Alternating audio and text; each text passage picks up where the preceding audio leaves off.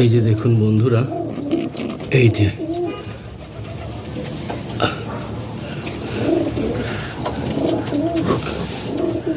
আল্লাহর অশেষ রহমতে দেখুন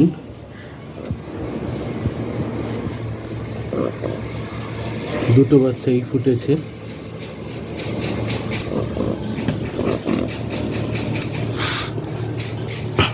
অনেক খুশি লাগতেছে। এখন এগুলো ডিম পারলে বাচ্চা ফুটে আরো বেশি খুশি হব ইনশাআল্লাহ। আল্লাহর অশেষ রহমতে ডিম বাচ্চা ফুটেছে। আর এই কবুতরগুলো আশা করি খুব শীঘ্রই ডিম দিয়ে দিবে।